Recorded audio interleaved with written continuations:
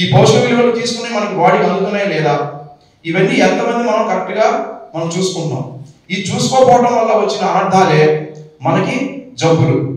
ఈ జబ్బు అనేది ఎక్కడైనా స్టార్ట్ అవ్వచ్చు. కాబట్టి ఇప్పుడు మనం డైట్ ఉంది, బయట పానీపూరి చాట్ ఇవన్నీ తినేస్తున్నారు, అవి కలుషితం పొల్యూషన్ ఏంటి చెప్తున్నాం, అయినా తింటూనే ఉన్నారు. కానీ దీన్ని ఎలా నివారణ చేయాలి? ఒక వ్యక్తిగా వాళ్ళకి ముందు స్టార్ట్ అవ్వాలి, వాళ్ళంతా వాళ్ళకి మనం చెప్పాలి. ఆ వ్యక్తి అనేవాడు ఒకసారి తెలిస్తే కుటుంబానికి వెళ్ళి అమ్మాయి తింటే బాగుంటుంది, తింటే మనకి ఈ రోగాలు వస్తాయి, నానా ఇది తినకూడదని ఇంటికి వెళ్ళి ఆ వ్యక్తి అనేవాడు చెప్పాలి. అందుకని దీనికి స్కూల్ హెల్త్ ప్రోగ్రామ్ అనేది ఒకటి స్టార్ట్ చేశాం. ఈ స్కూల్ హెల్త్ ప్రోగ్రామ్ అనేది ఆరోగ్య భారతిలో ఒక ఆయామం మాత్రం. అంటే ఇట్లాంటి ఆయామములు మన దగ్గర అంటే టాపిక్స్ అంటాం. ఆయామం అంటే టాపిక్స్.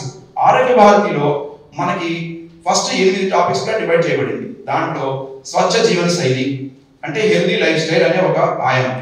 అట్లానే స్కూల్ హెల్త్ ప్రోగ్రామ్ అంటే మన పాఠశాలకి పిల్లలకి మనం వాళ్ళకి జ్ఞానం నేర్పాలన్నమాట.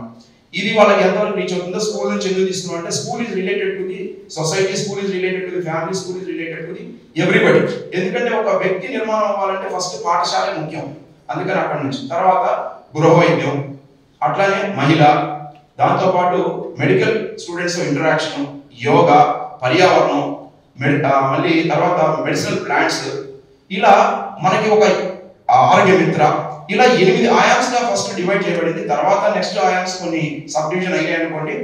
ఈ 8 ఆయామ్స్ ని మనం కరెక్ట్ గా దాంట్లో 6 ఆయాములు ముందు మనం కరెక్ట్ గా చేయగలిగితే ప్రతి ఒక్కళ్ళం వ్యక్తిగా ఆరోగ్యంగా ఉంటాం, కుటుంబం ఆరోగ్యంగా ఉంటుంది, దేశం ఆరోగ్యంగా ఉంటుంది.